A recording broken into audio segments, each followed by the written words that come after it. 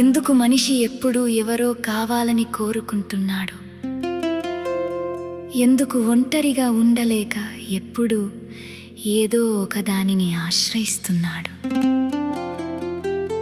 కృష్ణమూర్తి చెబుతాడయ్యా,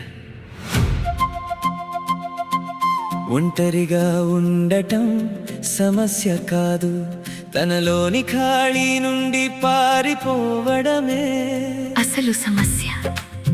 ఆ ఖాళీని పూర్తిగా చూసిన చోటే ఏకాంతం పుడుతుందయ్యా. అదే అందమైన జీవితమయ్యా. అసతో మా సద్గమయ,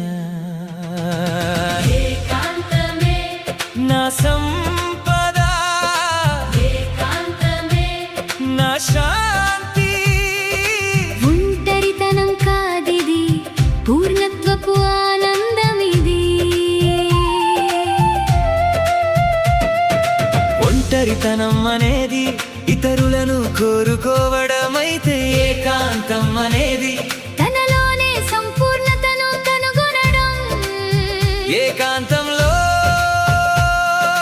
నేను అనే కేంద్రం కరుగుతుందిరా. సమస్త జీవనంతో ఏకత్వం వికసిస్తుందిరా. ఈ క్షణంలో నిండుగా ఉండటమే ఏకాంతమయ.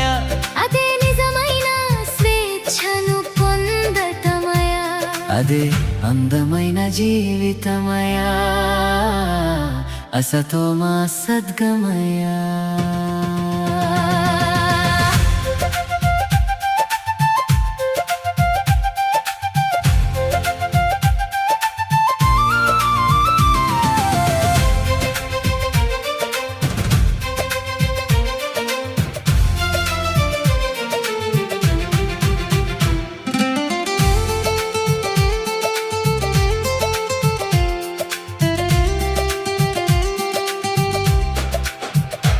ఎవరో వచ్చి నన్ను పూర్తి చేస్తారని ఎదురు చూసే రోజులు చాలురా.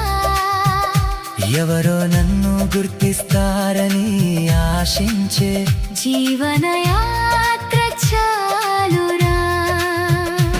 ఆశే బంధం, ఆశ బాధ, ఎదురు చూపు ఉన్న చోట స్వేచ్ఛ ఎలా ఉంటుందిరా.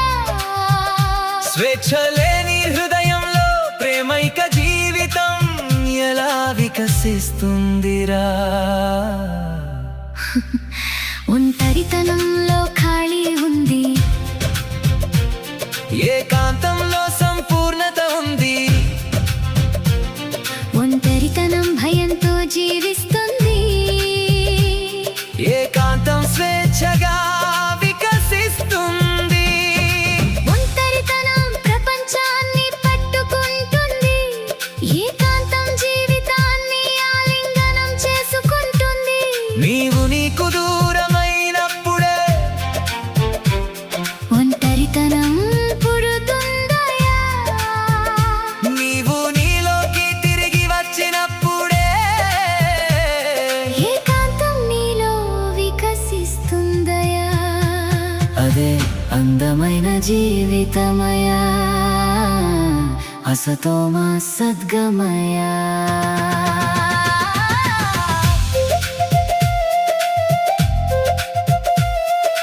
నిన్ను నీవు తెలుసుకోవడం,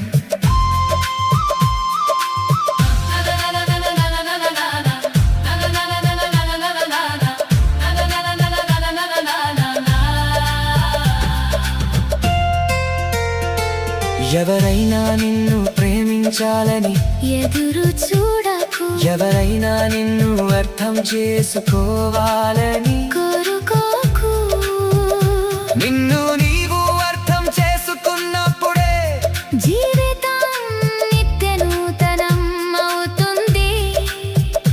నిన్ను నీవు ప్రేమించినప్పుడే సంబంధం బంధం కాదు, ప్రేమ అవుతుంది.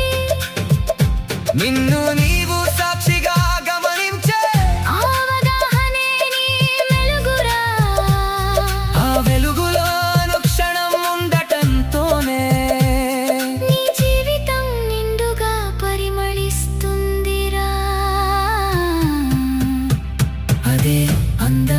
జీవితమయా అసతో మా సద్గమయా ఏకాంతంలో భయం లేదు, ఏకాంతంలో కొలత లేదు.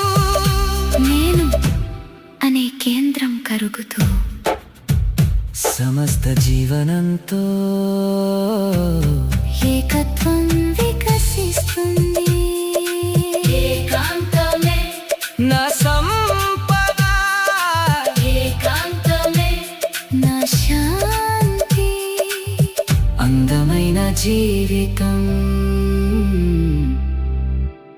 అసతో మా సద్గమయా.